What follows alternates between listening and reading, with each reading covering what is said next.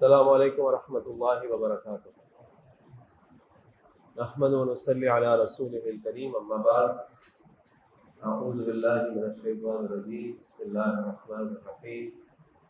ان اکرمکم عند اللہ اتقاکم، رب اشرح لی صدری ویسر لی امری واحلل عقدۃ من لسانی یفقهوا قولی، سبحانک لا علم لنا الا ما علمتنا انک انت العلیم الحکیم۔ اللهم ارنا الحق حقا وارزقنا اتباعه وارنا الباطل باطلا وارزقنا اجتنابه، آمین یا رب العالمین۔ مدینہ کے قریب ایک دیہاتی صحابی تھے جن کا نام تھا ظاہر بن حرام رضی اللہ عنہ۔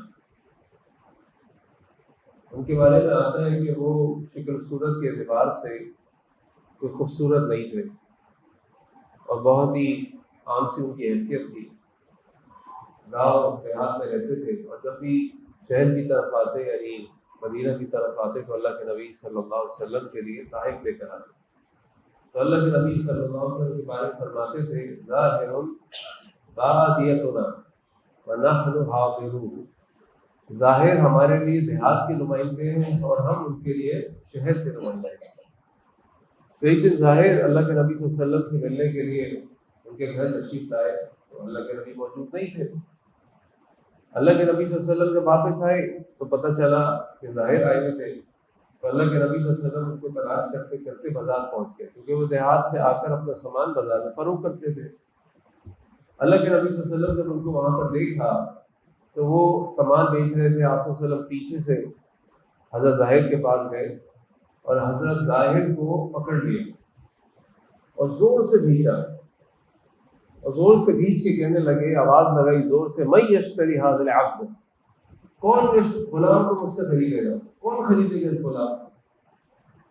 اور ظاہر جب بولے، یا رسول اللہ صلی اللہ علیہ وسلم اذن واللہ تجدون کاسدا، کہ اللہ کے نبی صلی اللہ علیہ وسلم اگر آپ مجھے بھیجتے ہیں تو میری کوئی قیمت نہیں پائے گی، کیونکہ ظاہر کو معلوم تھا کہ وہ شکل صورت کے اعتبار سے کیسے ہیں، جسم کے اعتبار سے کیسے ہیں، گاؤں دیہات میں رہنے والے ہیں، تو اللہ کے نبی میری کو قیمت دینے والا نہیں ملے گا آپ کو۔ تو اللہ کے نبی صلی اللہ علیہ وسلم نے جب یہ بات سنی تو اللہ کے نبی صلی اللہ علیہ وسلم نے ظاہر سے کہا، لیکن عند اللہ لست بکاسد، ظاہر اللہ کے ہاں تم حقیر عام نہیں ہو، انت عزیز انت عند اللہ غال، تم اللہ تعالیٰ کے ہاں بڑے مہنگے ہو۔ یعنی اللہ کے نبی صلی اللہ علیہ وسلم نے حضرت ظاہر کو بتایا کہ اللہ تعالیٰ کے ہاں تم کتنے قیمتی ہو، اللہ تعالیٰ کے ہاں تمہاری کیا حیثیت ہے، اللہ تعالیٰ کے ہاں تمہاری کیا قیمت ہے۔ اگر ہم اس دنیا کی طرف دیکھیں اور لوگوں سے پوچھیں، اپنے آپ سے پوچھیں کہ ہماری نظر میں کسی بھی شخص کے قیمتی ہونے کا معیار کیا ہے، چچا تو رشید کی طرح نظر آئے، اچھا جلدی سے آئے اندر آپ،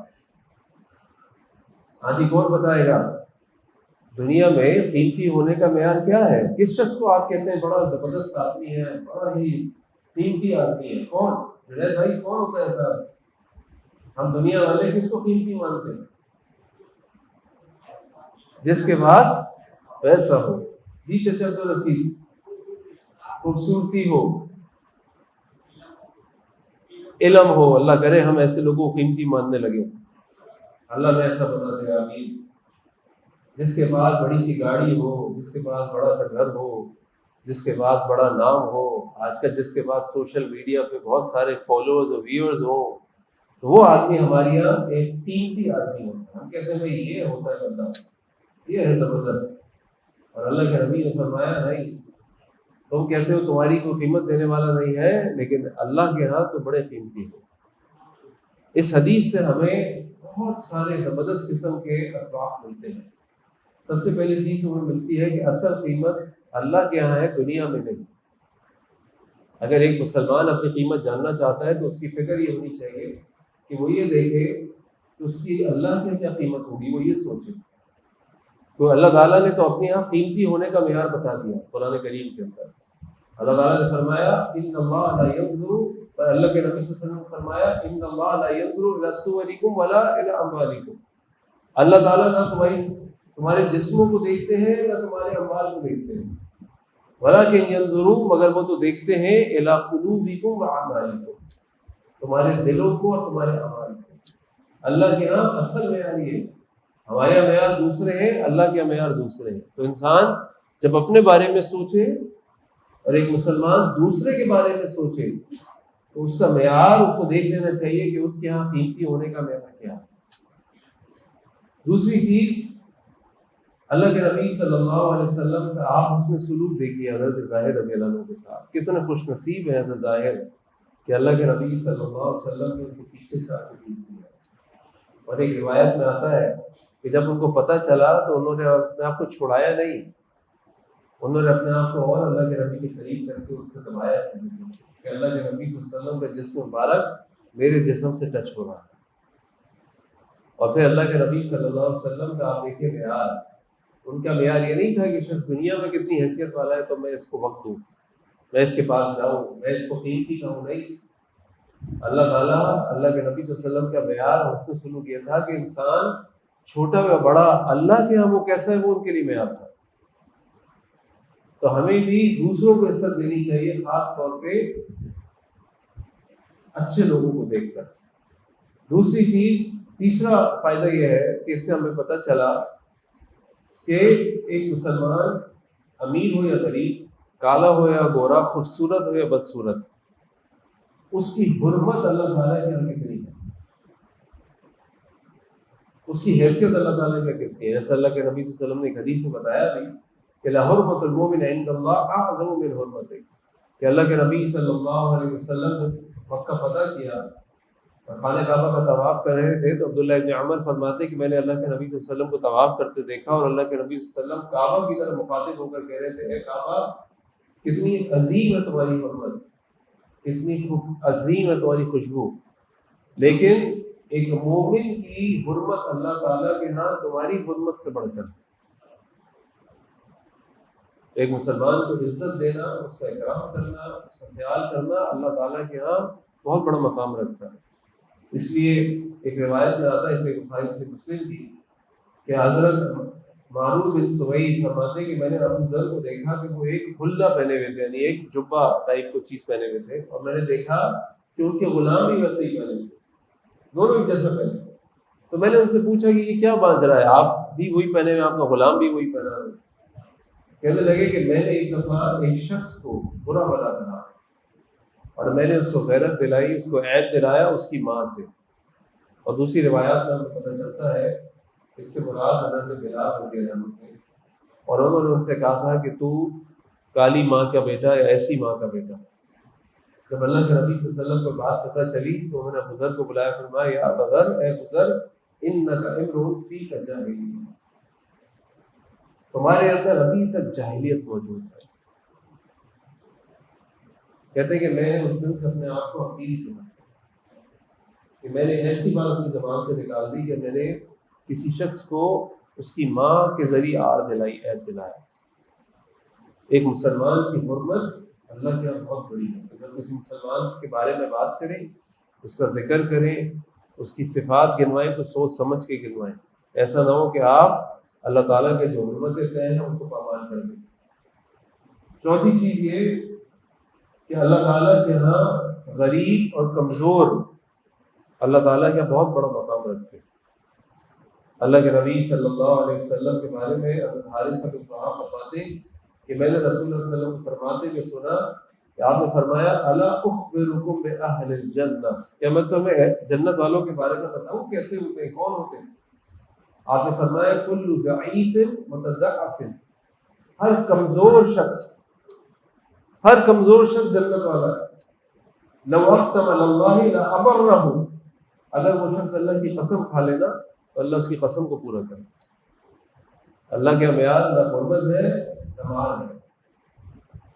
ایسے لوگ جن کو ہم بہت ہی عام سمجھتے ہیں، ایسے لوگ جن کو ہم معاشرے میں کوئی حیثیت نہ دیتے ہوں، لیکن وہ ان کے دل میں اللہ کا تقویٰ ہو، اخلاص ہو، وہ اللہ سے محبت کرنے والے، اس کے رسول سے محبت کرنے والے ہیں، اللہ کے ان کا مقام اتنا بڑا ہے کہ اللہ کے نبی نے فرمایا کہ اگر وہ قسم کھا لے اللہ تعالیٰ ان کی قسم کو پورا کر دیتے، کہ وہ کہتے ہیں کہ نہیں ایسا ہی ہو، اللہ اس قسم کو پورا کر دیتے۔